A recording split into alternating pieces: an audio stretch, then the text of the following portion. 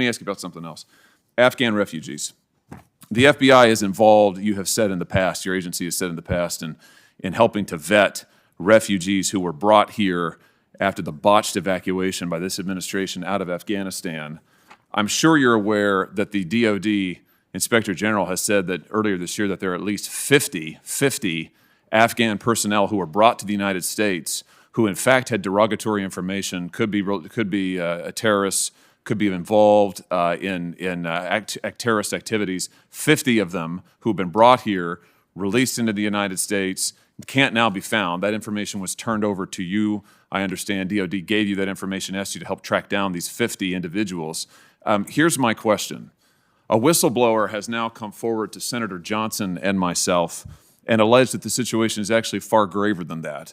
According to this whistleblower's allegations, there are 324 individuals who are evacuated from Afghanistan and allowed to enter the United States despite appearing on DOD's biometrically enabled watch list.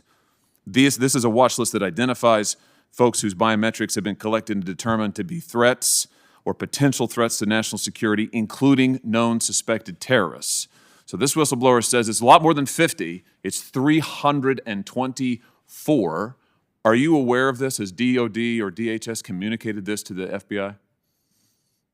I don't know that I have the exact number. I know that there are a number of individuals through our Joint Terrorism Task Forces that we are actively trying to investigate as a result of the evacuation. How many?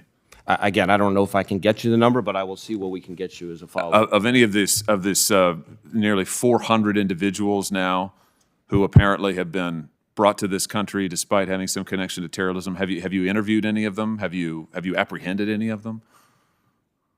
I know there have been a number of interviews of individuals who came, lots of interviews, frankly, of individuals who came as part of the evacuation.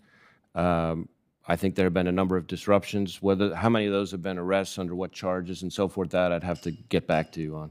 Last thing, Mr. Chairman, the whistleblower has also alleged that political appointees to the National Security Council and at DOD instructed agency personnel to cut corners when they were processing Afghan evacuees, and rather than administer fingerprint tests on all 10 fingers, for instance, to abbreviate those tests in order to promote rushed evacuation. They also alleged that personnel at DHS who worked on vetting Afghan refugees have been authorized to delete old biometric data whenever they personally want to. Obviously, these are very troubling allegations. Are you aware of this behavior at DHS and DOD?